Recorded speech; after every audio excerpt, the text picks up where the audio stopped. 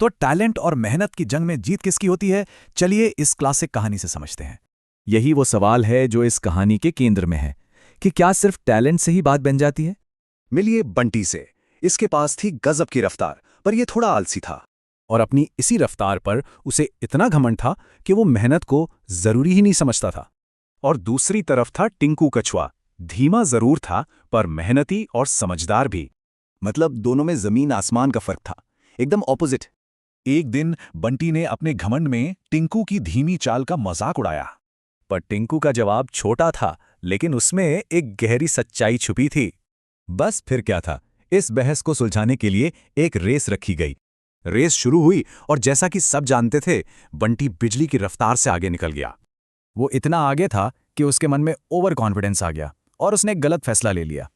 उसने टिंकू को बहुत हल्के में लिया और रेस के बीच में ही आराम से सो गया। लेकिन टिंकू, वो बस अपनी एक ही धुन में था, धीरे धीरे पर लगातार चलते रहना। काफी देर बाद अचानक बंटी की नींद खुली। उसे अपनी गलती का एहसास तो हुआ, पर क्या अब बहुत देर हो चुकी थी?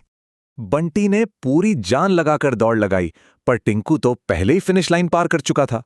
हार के बाद बंटी को समझ आया कि उसकी रफ्तार नहीं, उसका आलस उसे ले डूबा। और टिंकू की इस शांत जीत ने सबको एक बहुत बड़ा सबक सिखाया। तो इस कहानी का असली सार, मतलब मॉरल ऑफ द स्टोरी क्या है? सीधी सी बात है, लगातार की गई मेहनत बड़े से बड़े टैलेंट पर भी भारी पड़ सकती है। इसके अलावा दो और जरूरी बातें याद रखने वाली हैं। तो अब सवाल ये उठता है कि जिंदगी में वो कौन सी जगहें हैं जहां मेहनत टैलेंट को पीछे छोड़ देती है।